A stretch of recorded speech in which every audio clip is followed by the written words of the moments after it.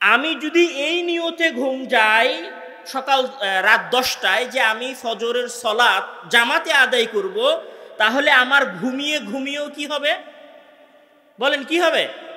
নেকি হবে। আমি যদি ফজরের সলাত জামাতে আদায় করতে নাও পারি, নিয়ত করে ঘুমিয়েছিলাম, সংকল্প করে ঘুমিয়েছিলাম, উদ্দেশ্য করে ঘুমিয়েছিলাম যে 10টায় ঘুমাচ্ছি কেন, ফজরের সলাত জামাতে আদায় করব এই কারণে, তাহলে ওই ঘুমের বিনিময়েও কি হবে? নেকি হবে। আপনি টাকা উপার্জন করছেন, আর একটা মানুষও টাকা উপার্জন করছে। আপনি টাকা উপার্জন করার সময় আপনার টাকা উপার্জন করছেন এই মনে করে যে এই টাকাটা দিয়ে আমি আমার সন্তানকে মাদ্রাসায় পড়াবো যেন সে দ্বীনের জ্ঞান অর্জন করে। আর আরেকটা মানুষ ওই টাকাটাই উপার্জন করছে, ওর মাথার মধ্যে আছে যে এই মাসের টাকা ইনকাম করে আমি একটা মোবাইল কিনব। আপনি টাকা ইনকাম করে বাসায় পাঠিয়েছেন আপনার ছেলেকে দ্বীনের জ্ঞান অর্জন করানোর জন্য। আপনার ওই টাকা অর্জনের বিনিময়েও আপনার কি হয়েছে? কি হয়েছে বলেন? নেকি হয়েছে। নেকিটা কেন হলো বলেন? নিয়তের কারণে। কিসের কারণে? নিয়তের কারণে, লক্ষ্য উদ্দেশ্যের কারণে। যদি লক্ষ্য উদ্দেশ্য ভুল হয় তাহলে নেকি হবে না। লক্ষ্য উদ্দেশ্য যদি ভুল হয় তাহলে কাজ ভালোভাবে বাস্তবায়ন হবে না। তাহলে সবার আগে, শুধু এই জালসা দিয়ে না, বাংলাদেশের যে কোনো জালসা কমিটির জালসা করার আগে নিয়ত পরিচ্ছন্ন করা উচিত যে আমি এই জালসা করছি যেন আমার এলাকার 10টা মানুষ হলেও কি পায়? হেদায়েত পায়। লক্ষ কোটি টাকা খরচ করে বিশাল বড় প্রোগ্রাম করেছে, লাখ লাখ মানুষ আসছে, নিয়ত হচ্ছে কি? শো অফ করা। নিয়ত হচ্ছে কি? শো অফ করা। মানুষ আসবে ঠিক লিল্লাহে তাকবীর আল্লাহু আকবার বলে চিল্লাবে, যাওয়ার সময় দেখবেন সবগুলো মোবাইল চুরি করে নিয়ে চলে গেছে। যাওয়ার সময় দেখবেন যে সবচেয়ে বেশি মানুষের ক্ষতি হয়েছে ওই জালসার পেছনে, মানুষ কিছু শিখেনি। কেননা প্রোগ্রাম যেটা করা হচ্ছে সেটা নিয়তের ভুল আছে। সর্বপ্রথম আমরা যারা এই প্রোগ্রামে এসেছি তাদের সকলের নিয়ত বিশুদ্ধ হতে হবে। নিয়ত হতে হবে দ্বীনের জ্ঞান অর্জন করা, দ্বীনের জ্ঞান শেখা। কেন নিয়ত হতে হবে দ্বীনের জ্ঞান শেখা? সেটার ফায়দা কি? সেটার প্রথম ফায়দা তো যে আপনি উপকার পাবেন এই জালসায়। দ্বিতীয় ফায়দা হচ্ছে রাসূল সাল্লাল্লাহু আলাইহি ওয়াসাল্লাম বলছেন, মান সালাকা তরিকান ইয়ালতামিসু ফীহি ইলমান সাহালাল্লাহু লাহু বিহি তরিকান ইলাল জান্নাহ। যে যখন কোনো ব্যক্তি জ্ঞান অন্বেষণ করা, জ্ঞান খোঁজা, জ্ঞান অর্জন করার জন্য চলাফেরা করলো, মানে সে হেদায়েত প্রাপ্ত না, ধরেন সে মোবাইল চালায়, গেম খেলে, পরকীয়াতে আসক্ত, বা পাপ করে, বা সালাত আদায় করে না, তখন তার মনের মধ্যে সে চায় যেন সে ভালো হয়, সে ভালো হওয়ার চেষ্টা করে। সেই ভালো হওয়ার চেষ্টা থেকে ধরেন সে এই জালসায় উপস্থিত হয়েছে। এই জালসায় সে উপস্থিত হয়েছে দ্বীনের জ্ঞান অর্জন করার জন্য, দ্বীন সম্পর্কে জানার জন্য, দ্বীন সম্পর্কে কিছু শেখার জন্য। তখন রাসূল সাল্লাল্লাহু আলাইহি ওয়াসাল্লাম বলছেন, সাহালাল্লাহু লাহু বিহি তরিকান ইলাল জান্নাহ। আল্লাহ তাআলা তার ওই চেষ্টার মাধ্যমে যদি দ্বীনের জ্ঞান অর্জন করা উদ্দেশ্য হয় তাহলে আল্লাহ তাআলা তার জান্নাতে যাওয়ার রাস্তা সহজ করে দিবে। এখন আপনাদের মধ্যে যারা আজকে নিজেদের বাসা থেকে এখানে জালসায় এসেছেন, কেউ কি এই নিয়ত করে প্রোগ্রামে এসেছেন যে আজকের প্রোগ্রামে গেলে আমার জান্নাতে যাওয়াটা সহজ হবে? আজকের প্রোগ্রামে যারা উপস্থিত হয়েছেন তারা কি কেউ এটা মনে করেছেন যে এখানে কিছু শিখবো, এখান থেকে শিখে যাওয়ার পরে বাসায় গিয়ে আমল করব, যে আমল করার মাধ্যমে আমি সঠিক পথে থাকব? এই নিয়ত যদি আপনি করে থাকেন তাহলে আল্লাহ তাআলা আপনার জান্নাতে যাওয়ার রাস্তা সহজ করে দিবে। এই কথার পরের কথা হচ্ছে যে এখানে আমরা সবাই যুবক এসেছি, এই জালসায় উপস্থিত হয়েছি, গত বছরও জালসা হয়েছে, এখনো জালসা হচ্ছে, আগামীতেও জালসা হবে, কিন্তু এত জালসা হওয়ার পরেও কি আমাদের সমাজের অবস্থার পরিবর্তন হয়েছে? আজকে এখানে যতগুলো লোক উপস্থিত আছেন, 31st নাইটে এর চাইতেও কম লোক উপস্থিত ছিল, কিন্তু আপনার সারা গ্রাম গানের আওয়াজে কাঁপছিল। কাঁপেনি? এই গ্রাম না হলে পাশের গ্রাম, পাশের গ্রাম না হলে তারপরের গ্রাম, কিন্তু এই জালসায় যারা উপস্থিত হয়েছে তারাও তো যুবক, তারাও তো দ্বীনের জ্ঞান অর্জন করার জন্য আসছে। ওয়ে বলছে আমি ইসলামী জালসায় এসেছি, কিন্তু এই ইসলামী জালসায় আসার পরেও আমাদের সমাজের যে অবস্থা আগে ছিল সে অবস্থা এখনো আছে। আমি এইখানে আপনাকে দুইটা যুবকের গল্প শোনাবো, দুই ধরনের যুবকের গল্প শোনাবো, যাদের কথা মহান আল্লাহ তাআলা কোরআনের মধ্যে উল্লেখ করেছেন। তার মধ্যে একদল যুবকের কথা আপনারা সকলেই জানেন যে কোরআনের মধ্যে একটা সূরা আছে, সূরাতুল কাহফ। নাম শুনেছেন কোনোদিন সূরা কাহফের?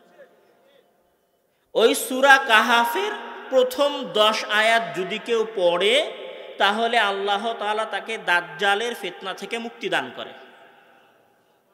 ওই সূরার মধ্যে মহান আল্লাহ তাআলা কাদের কথা বলেছে?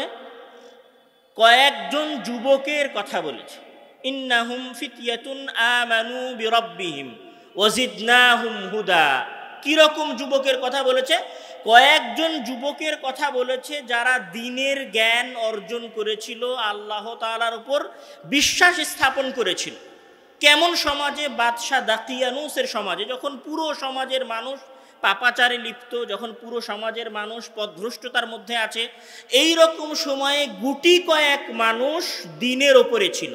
তো তাদের দ্বীনের ওপরে থাকাটা আল্লাহ তাআলার কাছে এত পছন্দনীয় ছিল, এত পছন্দনীয় ছিল, এত পছন্দনীয় ছিল যে তাদের ওই ঘটনার 1000 বছর পরে তাদের ওই ঘটনাকে মহান আল্লাহ তাআলা কোরআনের মধ্যে নাজিল করে দিয়েছেন। আর কিয়ামত পর্যন্ত মানুষ সেই ঘটনা পড়বে আর সেই যুবকদের কথাকে স্মরণ করবে। তারা আপনাদের মতোই যুবক ছিল। এখানে যারা বসে আছেন তাদের মতোই, ওই যে ওখানে গল্প করছে, যে আপনাদের বাজারে গল্প করছে, যেই মানুষটা এখানে আছে, আপনাদের যারা যুবক আছে তাদের মতোই যুবক ছিল। কিন্তু তারা কিরকম ছিল যে তাদের কথা মহান আল্লাহ তাআলা কোরআনের মধ্যে উল্লেখ করেছেন। আর আপনার সিরিয়াল করা হলে আপনি জান্নাতে যাওয়ার সিরিয়ালের লিস্টে আসবেন কিনা সেটাই ভালো জানে আল্লাহ। দ্বিতীয় আরেকজন যুবকের কথা মহান আল্লাহ তাআলা পবিত্র কোরআনের মধ্যে উল্লেখ করেছেন, যেটা সহিহ মুসলিমের মধ্যে যেই যুবকের ঘটনা এসেছে, যেটা সূরা বুরুজের মধ্যে আপনারা আসহাবুল উখদুদের ঘটনা শুনেছেন। সেই যুবক কি? সেই যুবক একজন বাদশার দরবারে রাসূল সাল্লাল্লাহু আলাইহি ওয়াসাল্লাম বা ইসলামের অনেক আগের যুগের কথা, যেটা রাসূল সাল্লাল্লাহু আলাইহি ওয়াসাল্লামের কথাকে ইমাম মুসলিম রাহিমাহুল্লাহ তার কিতাবের মধ্যে নকল করেছেন, যে একজন যুবক ছিল, সে সঠিক দ্বীনের ওপরে ছিল। ওই সময়ের মানুষেরা আল্লাহ তাআলার উপর বিশ্বাস স্থাপন করত না, তারা অগ্নি পূজা করত, দেবদেবতার পূজা করত, জাদু করত। তো ওই বাদশার দরবারে একজন জাদুকর ছিল, বিখ্যাত জাদুকর। ওই জাদুকরকে বলা হলো যে তুমি তো কিছুদিন পরে মারা যাবা, তোমার অনেক বয়স হয়েছে, তুমি একজন ছেলেকে জাদু শিখাও। মুসলিমের ঘটনা। সেই একজন ছেলেকে সে খুঁজে বের করলো, তাকে জাদু শেখানো শুরু করলো। কিন্তু ওই ছেলেটা আবার আরেকজন বড় আলেমের ভক্ত ছিল। ওই আলেমের কাছ থেকে সে আবার দ্বীনের জ্ঞান অর্জন করতো। এখানে জাদুকরের কাছে জাদু শিখতো, আর ওইখানে আলেমের কাছে দ্বীনের জ্ঞান অর্জন করত। কিন্তু জাদুকরের জাদুর চাইতে তার উপরে ওই আলেমের জ্ঞান বেশি ভারী ছিল।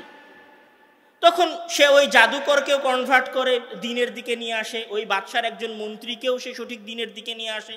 তো বাদশাহ এটা জানতে পারে যে আমি যেই ছেলেকে জাদু শিখাচ্ছি সেই ছেলে আসলে আমার দ্বীনে বিশ্বাস স্থাপন করে না, বরং এক আল্লাহয় বিশ্বাস স্থাপন করে।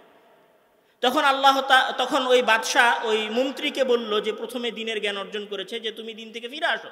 তখন সে বলল যে আমি দ্বীন থেকে ফিরে আসবো না, আমি আল্লাহর উপর বিশ্বাস স্থাপন করেছি। তখন বলল যে একে করাত দিয়ে দ্বিখণ্ড করে দাও। ওকে করাত দিয়ে দ্বিখণ্ড করে দেওয়া হলো। তারপরে ওই যুবককে ধরে নিয়ে আসা হলো, ওকে বলা হলো যে তুমি দ্বীন থেকে ফিরে আসো। সে বলল যে না, আমি দ্বীন থেকে ফিরে আসবো না। এ কথা যখন সে বলল যে আমি দ্বীন থেকে ফিরে আসবো না, তখন বাদশাহ বলল যে একে নিয়ে যাও পাহাড়ের উপরে, পাহাড় থেকে ফেলে একে মেরে দাও। পাহাড়ের উপরে তাকে নিয়ে যাওয়া হলো হত্যা করার জন্য। যারা পাহাড়ের উপরে নিয়ে গেল তারা সবাই পাহাড় থেকে পড়ে মারা গেল, আর ওই আল্লাহর উপর বিশ্বাস স্থাপনকারী যুবক সঠিকভাবে ফিরে আসলো বাদশার কাছে। বাদশাহ বলল, কি ব্যাপার, আমার বাকি লোকজন কই? সে বলল, তারা সবাই মারা গেছে। তখন বাদশাহ আবার কিছু লোক দিল যে একে তোমরা নিয়ে যাও, নৌকায় নিয়ে গিয়ে নদীর মধ্যে ডুবিয়ে মারো। ওকে সবাই মিলে নৌকাতে করে নিয়ে গেল নদীর মধ্যে, সমুদ্রের মধ্যে ডুবিয়ে মারার জন্য। বাকি যারা ছিল তারা সবাই নৌকা থেকে পড়ে মারা গেল। সেই যুবক আবার ফিরে আসলো বাদশার কাছে।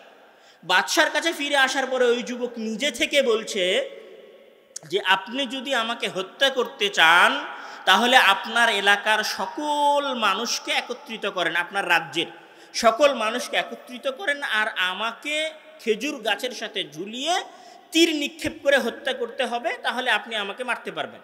বাদশাহ ওই ছেলের কথা শুনল, সকল মানুষকে একত্রিত করলো। সকল মানুষকে একত্রিত করার পরে তীর নিক্ষেপ করার আদেশ দেওয়া হলো।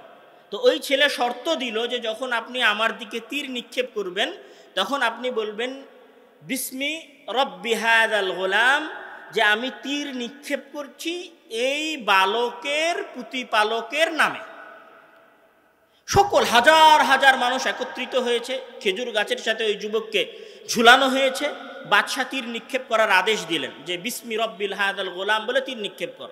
যখন তীর নিক্ষেপকারী বিসমি রব্বি হাযাল গোলাম মানে এই গোলামের, এই যুবকের প্রতিপালকের নামে তীর নিক্ষেপ করলাম, এ কথা বলে তীর নিক্ষেপ করলো আর ওই যুবক মারা গেল, তখন আশেপাশের হাজার হাজার মানুষ সমস্বরে বলে উঠল, আমান্না বিরব্বি হাযাল গোলাম, আমরা সকল মানুষ এই যুবকের প্রতিপালকের উপরে ঈমান আনলাম।